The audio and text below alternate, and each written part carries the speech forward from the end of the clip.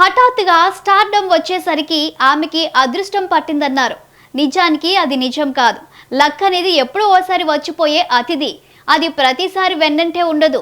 సమాంత పట్టిందల్లా బంగారం అవుతుందన్నారు. అది కూడా నిజం కాదు. బంగారం లాంటి నటనుంది కాబట్టే వరుస హిట్స్ పడ్డాయి. బేస్ లేకుండా ఏ బిల్డింగు నిలబడదు.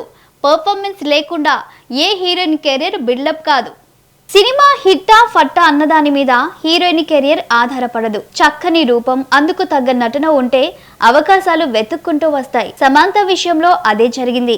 సెకండ్ మూవీకి యంగ్ టైగర్ తో స్క్రీన్ షేర్ చేసుకునే గోల్డెన్ ఛాన్స్ కొట్టేసింది. బృందావనం మూవీతో రెండో హిట్ అందుకొని తెలుగు ఇండస్ట్రీలో స్థిరపడింది సమాంత. ఇందులో కాజల్ మెయిన్ హీరోయిన్ గా కనిపించిన సమాంత కూడా తన మార్కును వేయగలిగింది. 2011లో వచ్చిన దూకుడు మూవీతో సమాంత కెరియర్ పూర్తిగా మారిపోయింది.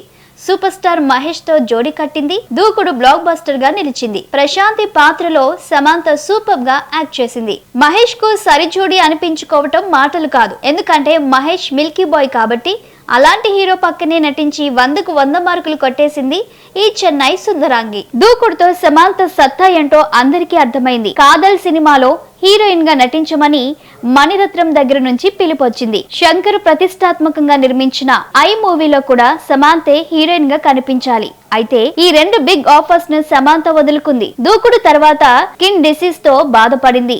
ఆ కారణంగానే ఆ ఆఫర్లు చేజారాయి. అయితే ఆ రెండు సినిమాలు విజయ తీరాలు చేరుకోకపోవటం కొసమెరుపు.